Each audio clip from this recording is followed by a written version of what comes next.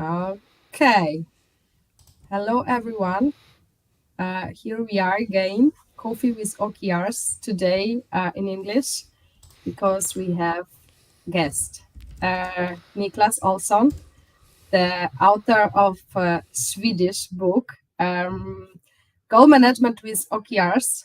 Unfortunately, I haven't read it because it's in Swedish. So That's okay. yeah, I know a few languages, but unfortunately Swedish not. But I believe that it's a good book. Niklas told us that he published it 2 years ago, and I'm very much interested if you will translate it in English. So I hope you will tell us in a moment.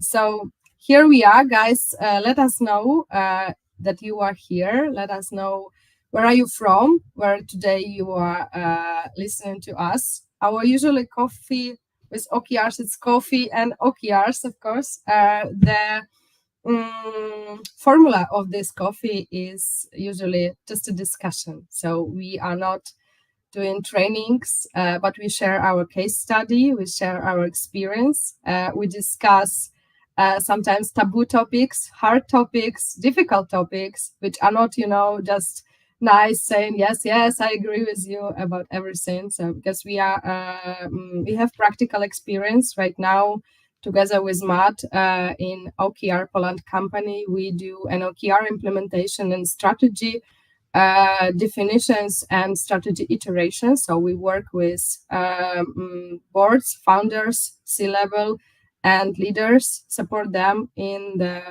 strategy definition and make it operational via OKRs in teams. We do trainings also, and also we do coffee with OKRs. We started it 3 years ago almost. And we talked about different from basics to very specific topic. And since I guess half a year, even already a year, we invite guests from different countries, from different areas to share together, to discuss topics around OKRs and specifically about OKRs. And today we invited Niklas. I hope, Niklas, you will tell a few words about yourself in a moment. We met Niklas through Henry Fora, who was participated in our OKR meetup here in Gdańsk in Poland. So Niklas is a part of our network, OKR network, I would say. We are also the part of partnership with Lena&Matt in OKR.com. So we exchange an OKR knowledge with different coaches, experts. And today, Niklas, we agreed with you that you will come and share with us your experience, because we know that you worked also as a C-level in your company, and now you are OKR coach too, and that you do OKR implementations. So we are really cannot wait for today's discussion. So maybe to make it short, Niklas, a few words about and then we go to our topic. I will share it in a moment. Sounds great. Glad to be here. Super excited about this, the topic we'll talk about as well. What can be said about me? I've been working in startups and scale-ups based in Stockholm since 12, 13 years ago or something. Came across OKRs when I was part of a startup that took funding from American investors, and they asked us to implement OKR in the organization. I was the head of sales at the time. Really enjoyed what I saw in OKRs, so I picked it up. We did it in the company, I did it in my team. And since then, in my different roles in different companies, I've adapted and implemented OKRs over the years then. My latest two larger assignments, I was the chief commercial officer at a company called Netigate. So I ran marketing and business development, business-to-business SaaS, basically a technology company, providing a survey platform for employee and customer experience. And after that, I've been the chief operating officer for Questback, also business-to-business SaaS survey platform. Also one of the biggest or the biggest player in the Nordics at this. So I worked in my teams with OKRs in these companies, and sometimes at a company level with the OKRs. But between my regular jobs, I started a OKR consultancy, started helping companies implement OKRs. And during my first round with that, I wrote a book, the first Swedish book then, about OKRs, while simultaneously then, of course, helping companies with OKRs. It was a big need for a Swedish book in OKRs 2 years ago. It was, even though there was a lack on even international languages, like OKR literature, right? So it was good timing 2 years ago, and I can see today also in the, like you said, will it be translated in English? I think we're starting to see a lot of OKR literature starting to pour out now. I think the list is growing quite rapidly on Amazon. I try to purchase everything I see books about OKRs, but it's starting to be hard almost. But the book has gained good success here in Sweden. I do complement it with English resources on my own websites. And since this summer, I'm again fully focused as an OKR coach in my own company, Bantero. I'm starting a OKR network in Sweden called OKR Connect, where we're collecting implementers to share knowledge together with another OKR coach. And I'm getting out there again and implementing OKR with companies. Okay. Thank you, Niklas. Guys, let us know from which cities, countries you are here today with us, as I see. People watching, listening us, hope you have coffee or tea or water. And topic to me is very much important today, because when I started my first OKR implementation 8 years ago, we did it, I would say, in a way that each team in 1,000 people organization has their own OKRs, and our first OKR implementation has, I don't know, 200 something goals, and it was nightmare, and it was really nightmare. It was a horror of alignment, horror of overhead of administration parts. So then we resigned from that, and we went to less OKRs, and then we did cross-functional OKRs, so more OKRs for product and company, and it worked. And then we tried the same approach together with Matt in 15 organizations, very different software houses, production, e-commerce, and so. And it worked. So we were convinced that this is the approach we want to go in. But in the same time, there are a few our customers tend to ask us, can we start with Teams OKRs, with this functional structure OKRs? And some of them started, but then it led anyway in the different direction. And when we started to discuss, Niklas, with you, how do you implement OKRs in your companies? You said that you do exactly this approach, team OKRs, and it worked. So we said, okay, let's start and discuss that approach, because I think it's very much important to know the context, to know the decision points, to know the why do you do things because you do. Probably you will tell us how you started. So maybe first, could you share with us your decisions? So what was your why in your company to start OKRs? I think that's a really good start off for the topic. I think when I started implementing at Netigate in my teams, the why was that I needed a tool for management, like a really good tool to be a good manager, right? To create clarity on what was expected and clarity for the team, like where we headed.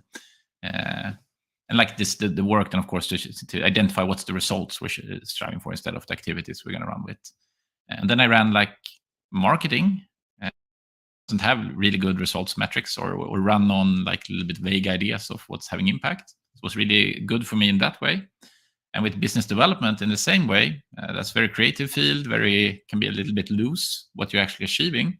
So again, like to find the results and being able to steer the work focused on results. That was my why in back in the day with Netigate.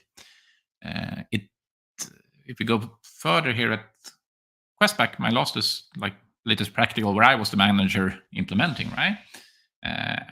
It was a lot more about gaining focus and alignment in the organization. So maybe closer to today's topic, to really make sure that we had super sharp strategy execution with focus.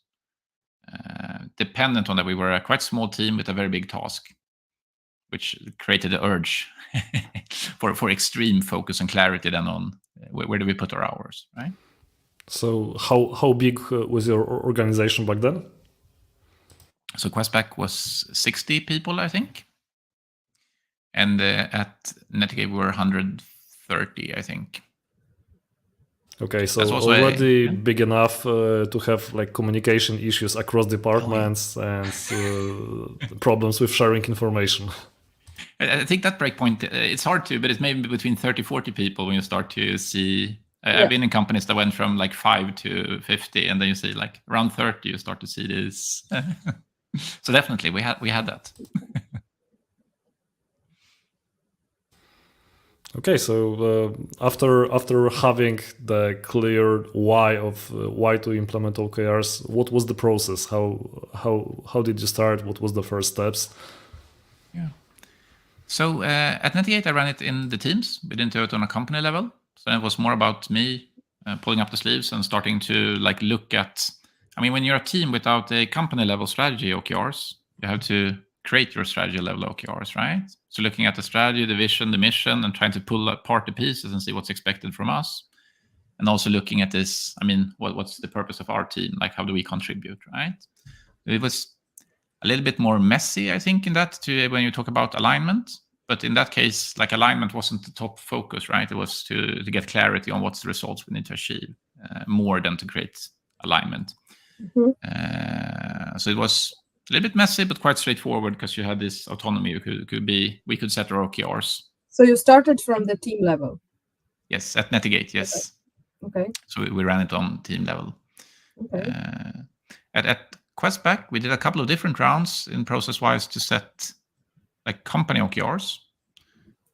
We did some initial. I had a round of training with the company around with like presenting the concept of OKRs.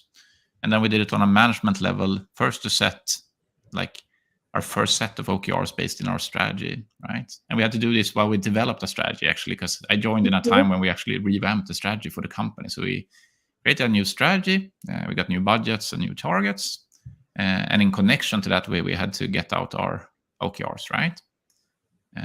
So we created a set of OKRs in management. And then I ran it in my teams. Then in marketing and R&D was my Questback teams to kind of like align the team's OKR setup with the company setup then.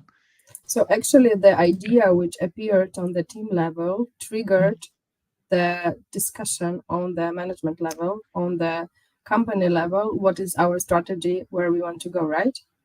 Not fully. Like it's no. I'm sorry, I'm not making it like at Netigate. We ran it only at team level, but at Questback we start at strategy level and then implement it on team level. Okay. And from times we had like really clear, really strong strategic OKRs, and we could build like really strong sets in the teams. But at times also we got looser strategy OKRs, right? So we had to improvise a little bit in the teams. I think that is a little bit because now, like we said today, I'm going to try to provide my picture from being the implementer, like inside organization, right? Sure. We say in Sweden, like the shoemaker's children, and everything. It's different when you run it internally compared to when I would run it as a external coach and go in and support an organization on it, right? Okay, so I'm curious. After in the second case in Questback, after we created the company level OKRs. how did you started implementing the OKRs inside each team? So the first question is, when you were creating the company level OKRs, did you engage already leaders from the department, or was it more like a C-level exercise and then the OKRs were created in a lower level? So small organizations, so C-level is almost team lead level, right? There's of course an additional some team leads, but it's quite similar. So when we created a strategic OKRs, we engaged a lot on the C-level. And I mean, what happens in this context is that you have the C-level and you have different skill sets and competencies. And oftentimes the strategic OKRs reflect a little bit like this is sales-oriented or people-oriented or product-oriented, right? So you get different little bit ownership in like figuring out the details of the C-level OKRs as well. And that triggers, of course, a lot of like what group of C-level needs to discuss around this OKR to make sure that we really... So that's the alignment exercise that you have C-level between teams, right? To align it in when you create a strategic part. And then for me, I like to experiment a lot when you take this to the teams, right? I like to take the team and just look at the strategic OKRs, walk through like the objectives, talk, can we do something with this objective? And then key result by key result, can we have impact on this key result? I mean, this is all the process. You select like these key results we think that we can have impact on as a team. And then to iterate on, okay, well, what kind of, should we pick it in our OKR setup, or should we pick a driver of it where we see we can have impact, right? So marketing would say that we can impact new sales. And then the discussion will be, how do we impact new sales? We can do it by supporting conversion rates from booked meeting to opportunity, or we can support with leads, for example, right? Okay, just to gain a little bit of clarity, were the company goals like a 3-month goals, 1-year goals, or what was the cadence? Thank you. Yeah, great question. The idea was to have like a 1-year perspective. But whereas at the company, I would say almost we iterated on often enough to have them on a 3-month perspective. So even though we had like the 3-year ambition with how general or how big they were, how strategic they were, the actual targets were quarterly, right? So quite tightly connected to quarterly targets, and where the teams needed to align on quarterly targets as well then. So the teams worked on quarterly, yeah. Okay, so what you're describing when you are looking at the like company objectives and company KRs, you are describing the quarterly objectives, right? Yep. Yeah, exactly. Okay. When it comes to the actual targets, right? Actual numbers. Yeah. Okay, and by targets you mean key results? Yeah. No, exactly. I mean, the key result is a metric, but then also you set a target on it, and of course the teams had like what's the quarterly. They didn't. I've seen sometimes where the team need to like say, okay, how far should we push for Q1 if this is the yearly target, right? But we had already for the company level, like the set quarterly target for this key result then, right? Okay, and who was leading the whole OKR implementation in that time? I mean, in a sense of, was it you in the C-level, I understand, right? Responsible for the marketing part, or was there are some other people, roles? It was a mixed configuration, and I thought a lot about it. I think, and this is something I think we discussed a little previously as well, like it's really hard to be like the leader of OKRs when you're in a C-level position. The conflict of interest in me going in and leading other teams' implementation of the right? Because your role get mixed up, because you're also dependent on that team, or you're dependent on their output, or they're dependent on you, right? Yep. So I think what I realized was like the real need for an external support, like someone that is not, I mean, either part, like in a bigger organization, of course, like maybe specialized in this kind of topic, but that's breaking out, that doesn't have a special interest in different teams' activities. So I would say like ownership, we had a couple of OKR rounds where I took charge of setting and driving the implementation of the strategic OKRs, right?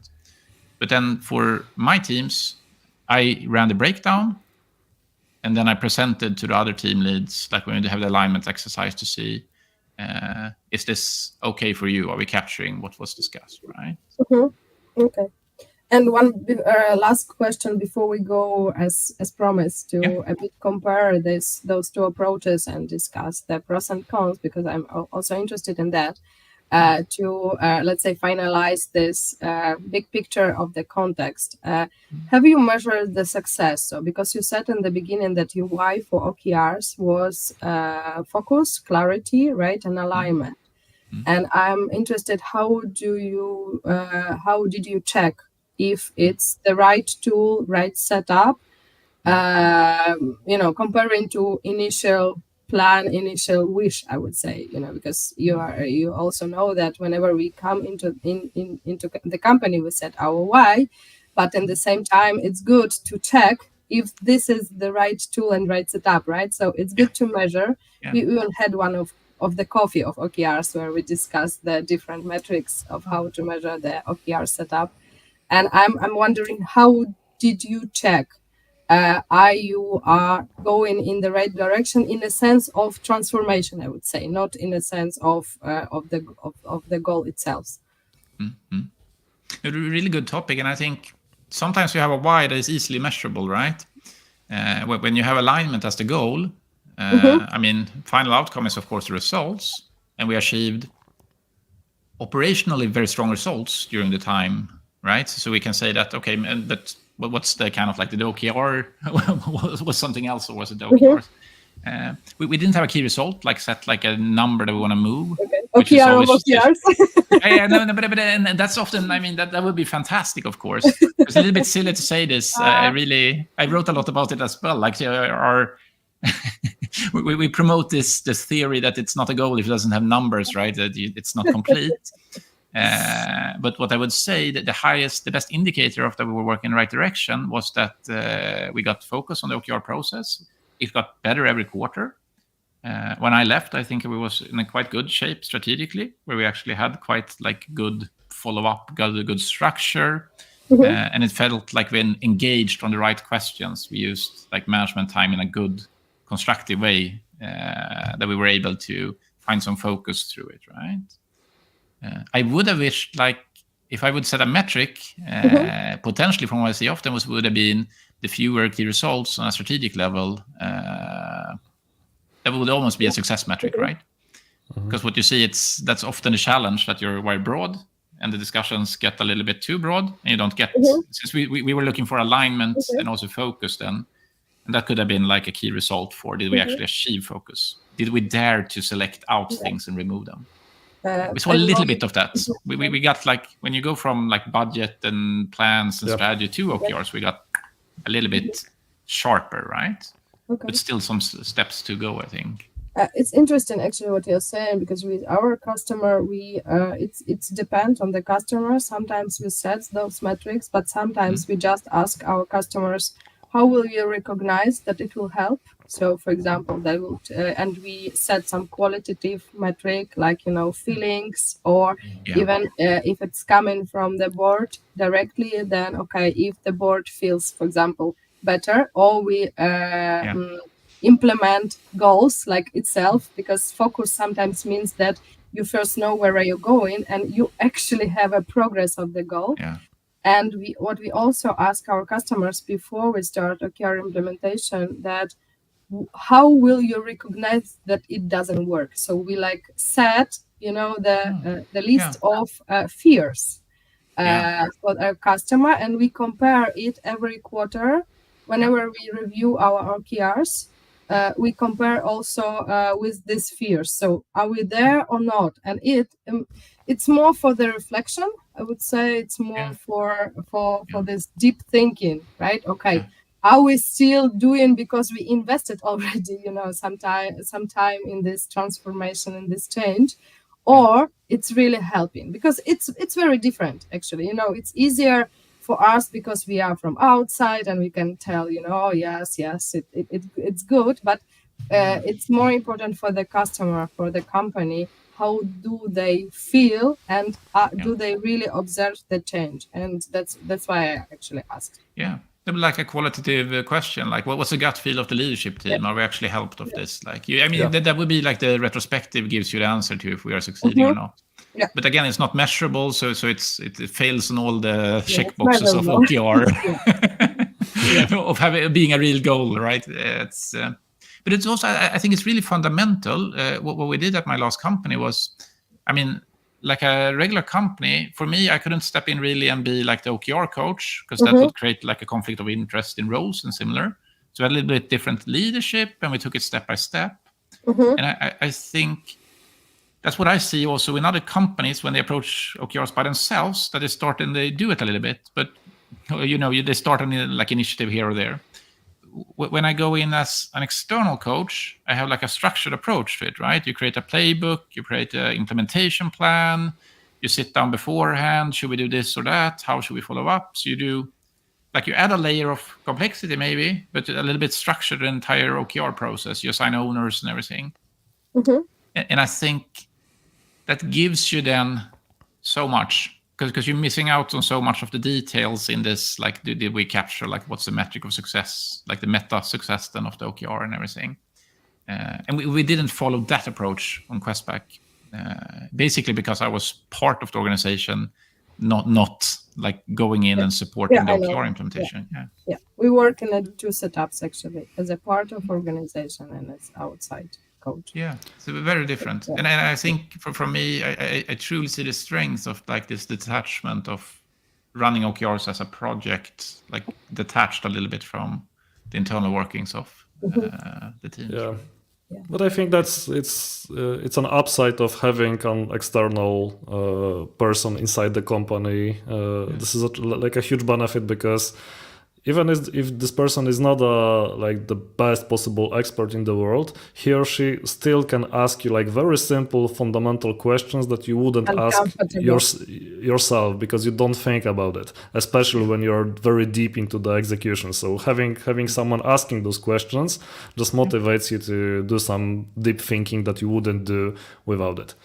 So Lena, before we jump to the next part, I know I just have one question that I think could be fundamental to the later discussion, because you Niklas, you mentioned that when like planning the execution on the team level, you looked at the quarterly OKRs and quarterly key results, and you planned your work. So I think I've heard that not every time you set objectives inside the department. So sometimes you just started with the initiatives going around key results, or every time did you define goals for the department? Of course, we tried, and this was different because it didn't run like same process in all teams then. But in my teams, we always try to strive for the key results, and depending on the team, the chance was very different, right? So I ran with marketing. It was, you could maybe half was like key results you could build up. But half became these quantifiable initiatives, right? And we were quite creative in identifying quantified initiatives, like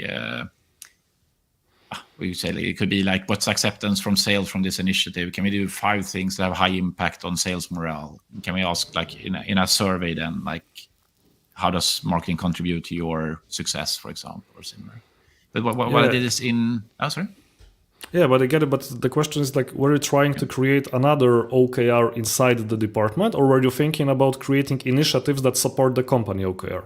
Sorry. No. Yeah, I see. No, a separate set of OKRs, right? Separate set of OKRs. Okay. Separate set that aligned, not fully aligned. It's not the same objectives as, and it's not like the key results are not objectives or something like that. So the alignment exercise is looking at the strategic ones and then discussing around where can we support and building OKRs.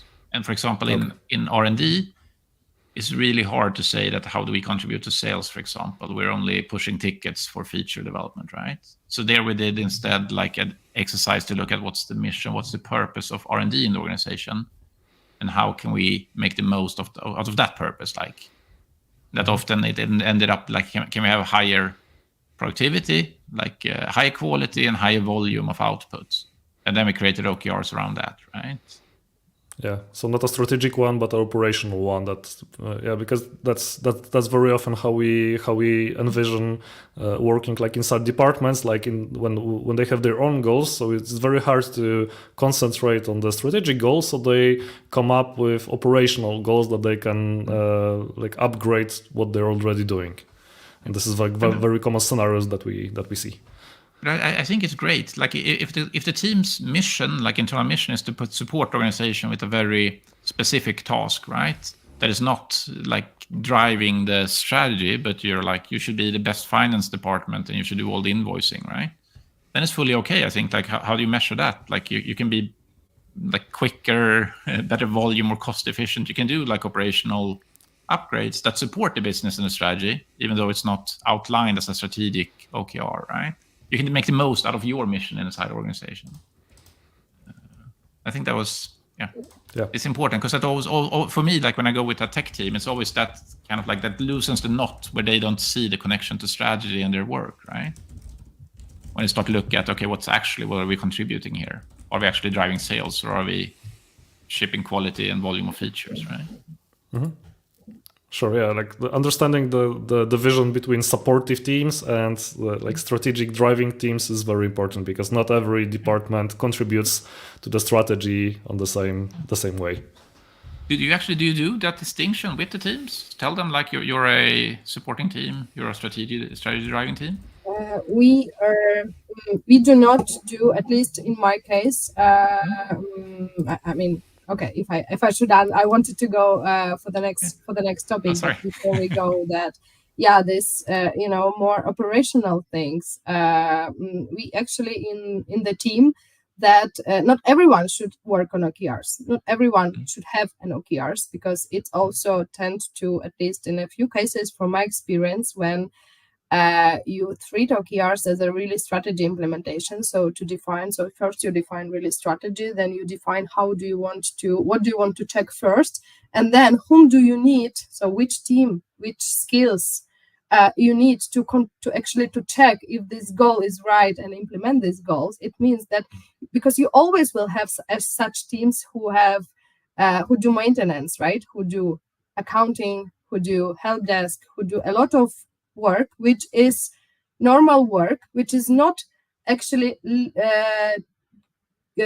taking you to the strategy, but it's keeping this maintenance. It's keeping your house. We call it, and Christina Wotkite also called it a health metric. So we define it by health metric and say, okay, this business which you need to up and running should be defined on. It's very important role. It doesn't mean that you are not important, but you need to define some kind of level green line above which you cannot go. So you need to keep it in a good shape, but you do not need OKRs for that. It's a normal improvements. We had, for example, last coffee OKRs.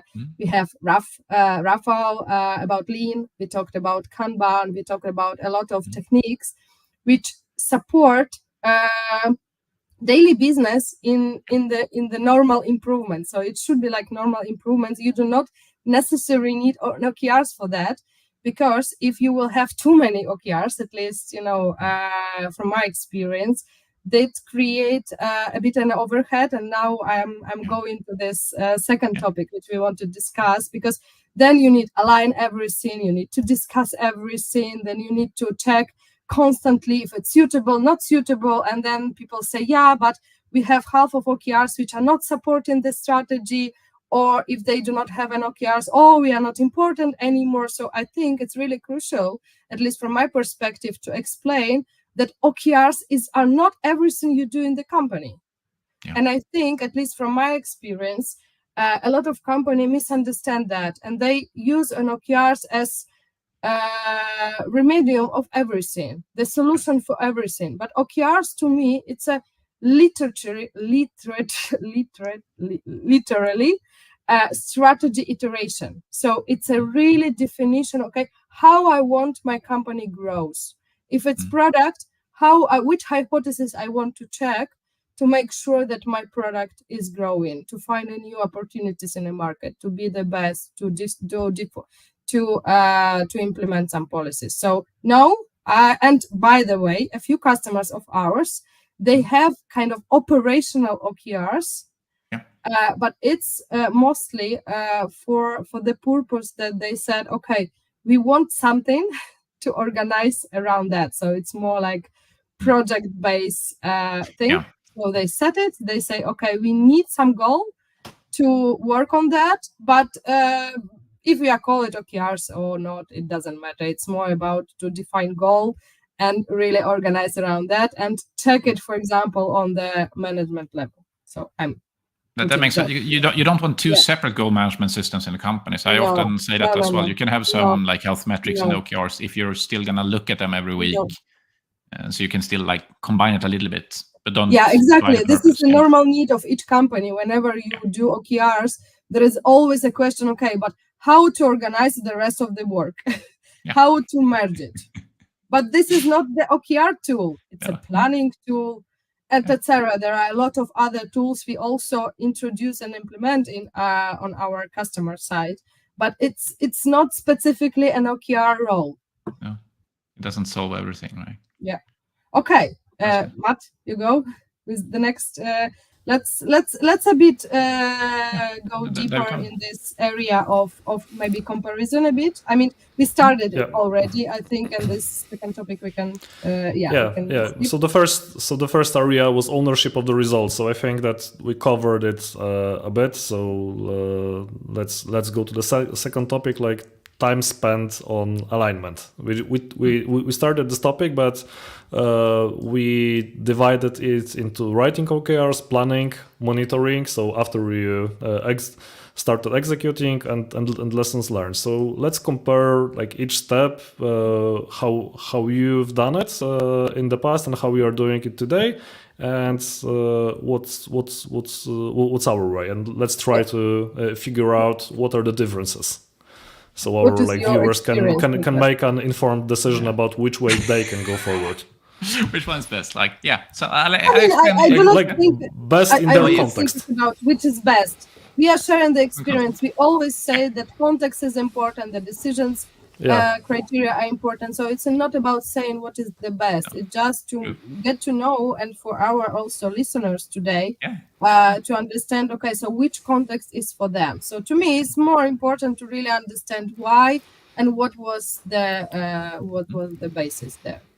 Yeah, I'll give like a compressed overview of the alignment process. And then you can see what I should say, that like doing this team-based, it's it takes a lot of discussions, right? The alignment is a big part of it, but in my view also it's really good discussions, right? So we would start off with this, like talking about strategy, what's important this year.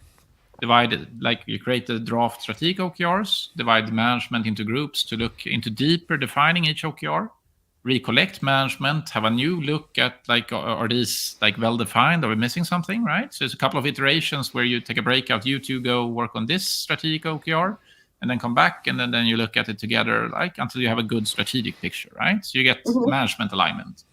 And when you have that, then you start to look at it in the teams, right?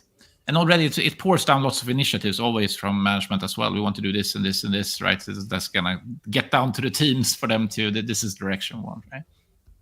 Then in the team level, we create the targets and set up the OKR way in the team, and then bring it back. I mean, then this is when you start to get this, maybe the difference in alignment. You need to align it with each individual team lead, right? So marketing needs to go to sales and say, this is our OKRs. Is it okay? Are we missing something? Is this a reflection of the strategy? Do you feel that we're covering what was so we're supporting you this time, right? And then maybe are you doing this alignment with the leads or with the team? Leads. Okay. So what we did was take also like a fast track approach, maybe to have like the actual manager of the team running the goal setting process. Like the team is the contributor in building the goals, but the manager takes the goals, goes to the CEO or to the management team, says this is what we suggest to do, gets the direct feedback from highly dependent teams, like between marketing and sales, but also gets the feedback then, of course, from a C-level. Is this a good goal setup?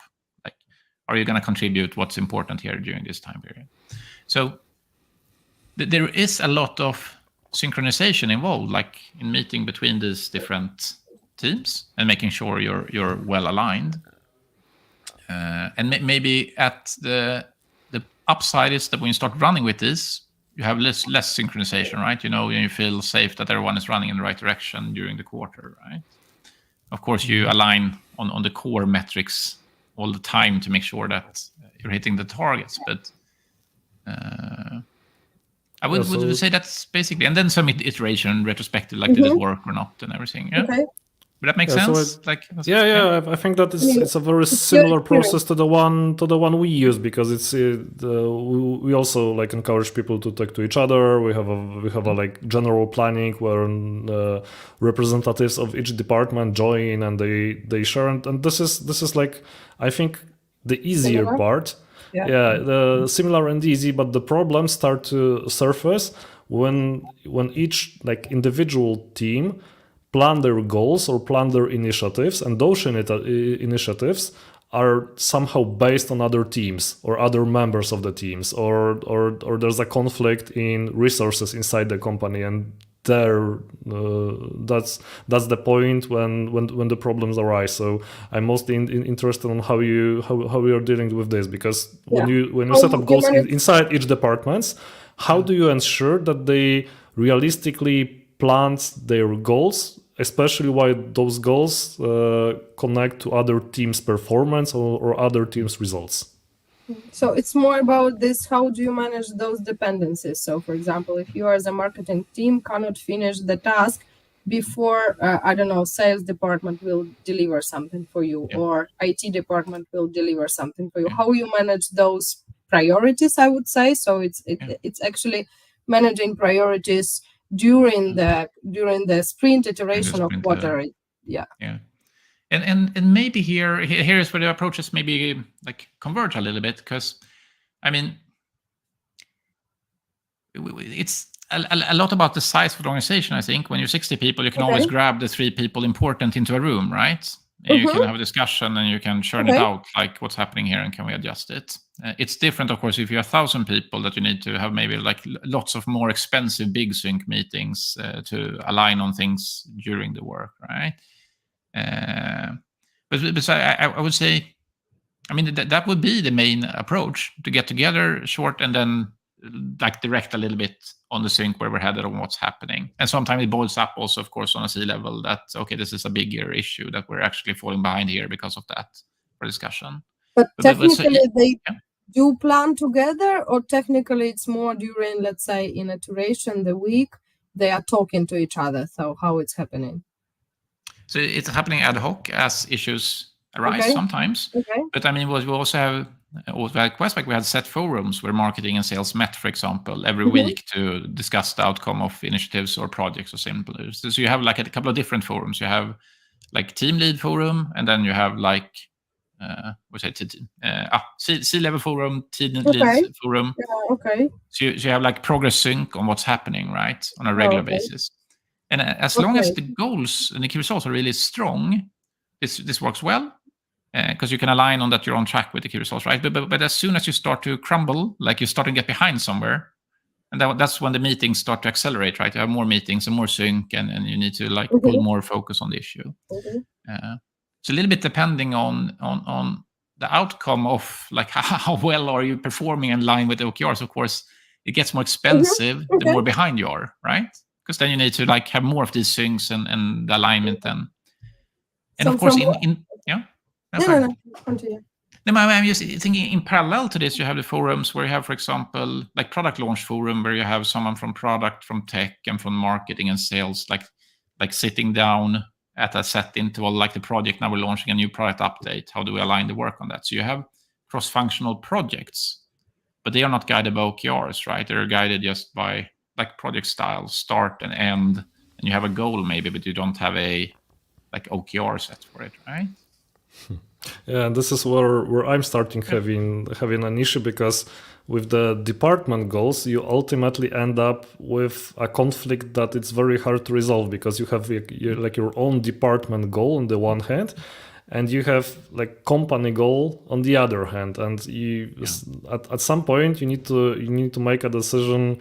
If I neglect my goal because I need to help other team achieve their goals in order for the company goal to be achieved, or is my company goal more important? So this is the impossible conflict to solve. And as you say, when it's working, but when it crumbles, you need to make this hard decision between 2 or 3 teams which are not working as one team. And this is the issue that I'm trying to surface, and I'm wondering how do you deal with this one?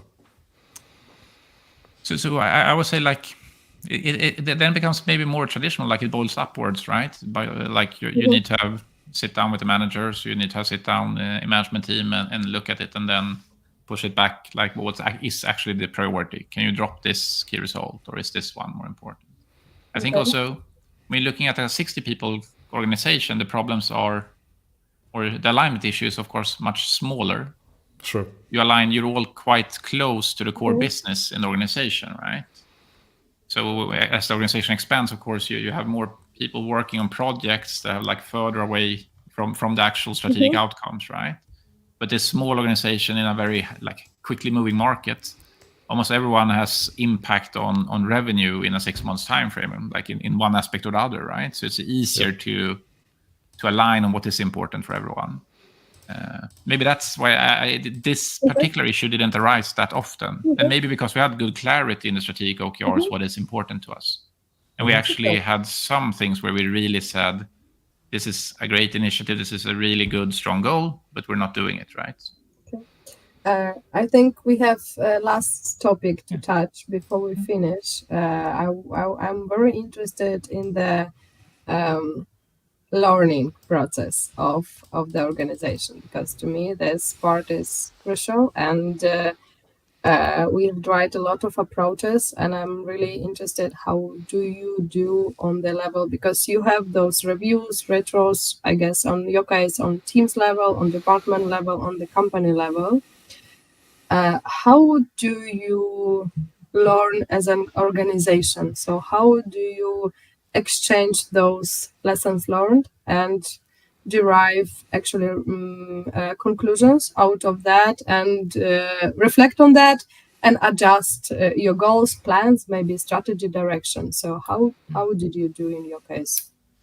Yeah, so again, this on a strategic level, we didn't run it as structured as I maybe would have wished that we run the goal setting process. We did it differently almost every quarter. Like we did quite big iterations in how we worked with it. More as a consequence, I think, of the silent retrospective. Like everybody learned and saw what works and what doesn't work, so we did it differently every time, right? We didn't have structured retrospectives talking about how was the process. And this was a little bit due to sense of urgency, where you start to throw out workshops and start to throw out meetings because you say we need to focus on the core business. So we didn't take our time to work with process, right? At the same time, in the teams, for me is, and I mean, I'm of course very special here. I wanted to try a new approach every quarter to learn something. So we switched to OKR tools every quarter. Okay. Wow. Really? They were my testing rabbits, you know. Or you try different, like you try the traffic lights, you try the scoring, you try with some quantified activities, you try with some results, and you try to like iterate on how do we bring this about, right? Wow. And that's amazing. But for me, that's, I mean, if I'm going to support other organizations with it, I need to have extensive personal experience for being actually the manager sitting in the team and creating this, or with the team, or seeing how it works in the organization, right? So then the reflective part was on every check-in, of course, like is this working, is this moving, and then like the retrospective on at the end of the quarter, we started with looking at, okay, what key results did actually drive movement, or what worked, what didn't, and then look at, of course, how do we do it differently next time? Do we do very ambitious key results? What happens then, or should we just do like a little bit ambitious and everything? It was a good learning process, and I think it was also good for the team to become experts in OKRs, where you say like get really good in understanding the process of OKRs. So I'm happy with that. And this we did mostly in the marketing team, I would say, which was my closest direct reporting team. How big was this marketing team? We haven't asked. Yeah. So it was quite small. I think we're 4 people. Okay. But then we work with a really big cadence of freelancers, part of the strategy as well. Great. Really, Matt, questions? I'm thinking about how to sum it up, because I'm just wondering what I learned today, and I'm trying to summarize it coherently. So my understanding is that the more mature the organization is, and the better goals it produces, the less it matters in which model we operate, be it like a team-based or cross-functional, because people and teams are mature enough that they are able to make a decision anyway.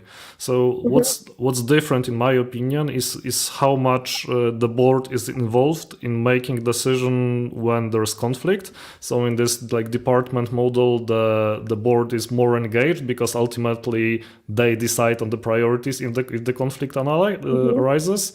In those cross-functional model, the teams have like a bit more leverage on making the decision themselves, so I think they have a bit more autonomy. But still, it boils down to the size of the organization, because it's very different in like 60 to 100 people, and it's very different with 1,000 people organization. But all in all, I think it's coming to the maturity of the organization. So the question is, for organizations starting with OKRs, for example, the smaller ones, like up to 200 people, like which would be the easiest model to start with? Because there's friction in the beginning, there's old habits, old style of planning. So Niklas, what's your like best bet? Like how do you approach it? Yeah. I mean, a short time for this, but it is, I mean, the core of it, of course.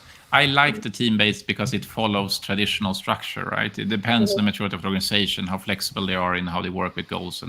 But then you have already a structure in the organization to roll out your OKRs, right? At the same time, if you have a why that is about this like alignment between divisions, like break the silos, that's what we're doing in OKRs. I mean, then doing team-based might be the preferred approach.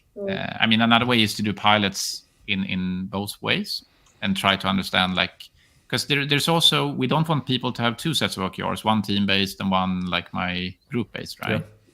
And I think that's where it starts to get a little bit confusing, a little bit like I'm part of this team, but then I also have this OKR group and similar. You add some complexity. That would be my worry in doing it. And you maybe haven't done, like, you only done projects before cross-functional. You haven't done like team building cross-functional like that. That would be my vague answer. Like it depends.